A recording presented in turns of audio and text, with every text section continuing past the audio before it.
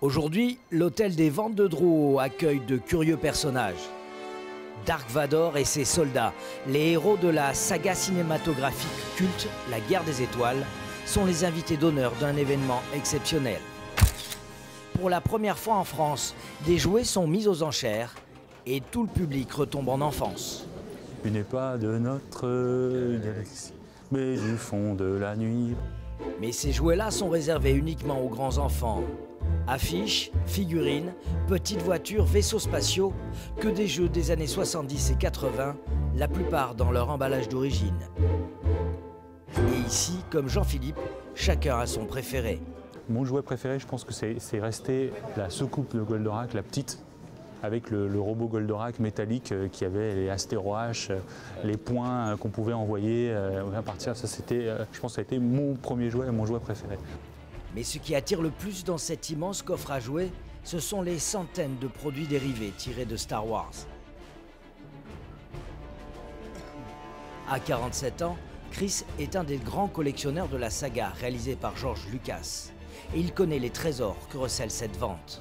Donc voilà, ce qui est rarissime aujourd'hui, c'est de pouvoir, proposer l'intégralité des 12 poupées mécano, à savoir qu'il y en a 12. Moi personnellement, en tant que collectionneur, j'ai réussi à en avoir que 8, durant les années où je les ai collectionnés. Et à titre indicatif, la plus chère que moi j'ai eu payée dans les années 80, c'était le Boba Fett. Pour vous donner une petite idée, je l'ai payé 3000 francs français à l'époque. Et la pièce la plus rarissime était le IG-88. Une pièce estimée à 800 €. Les jouets et surtout ces produits dérivés sont devenus un véritable business. Un business avec des règles que maîtrise parfaitement Benoît Ramonino, l'expert de la vente. Ce qui est très marrant, c'est que c'est des produits qui n'ont jamais connu de purgatoire. Autant il y a certains types de mobilier, dans les années 70, des trucs orange, marron, on en a eu marre de les voir, tout est parti à la poubelle. Autant ça n'a jamais été ringard de les collectionner. Qu'est-ce qui fait qu'un jouet est cher? C'est sa fréquence d'apparition sur le marché. Voilà. Ensuite, c'est l'état. Bien évidemment, là on est dans la préhistoire quand même du merchandising. On est sur des jouets qui ont à peu près déjà une quarantaine d'années.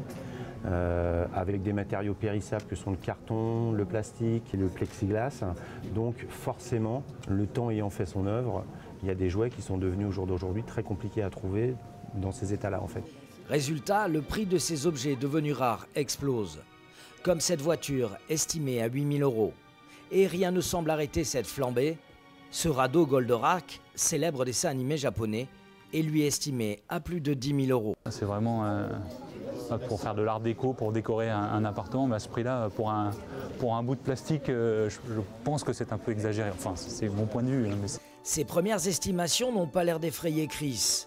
Bien au contraire, cet accro de la Guerre des Étoiles est venu vendre une affiche qu'il détient depuis 25 ans. L'affiche américaine de Star Wars. Celle-ci. Celle-ci. Donc ça, c'est la mienne. Et voilà, par rapport à un ensemble de choses, tout ce qui est merchandising, les jouets, les dérivés qu'il y a pu y avoir, en tant que fan et inconditionnel, c'est vrai que moi, ce qui me rapproche le plus par rapport au film et à l'univers Star Wars, au-delà des jouets et tout autre, c'est l'affiche, parce que l'affiche, c'est le film. Il s'agit de l'affiche américaine originale du film. Jamais accrochée et donc en parfait état, c'est une pièce très rare, estimée à presque 4 000 €. Vu l'engouement général, Chris compte en tirer encore un meilleur prix. Le jour de la vente, tous les fans de jouets sont là.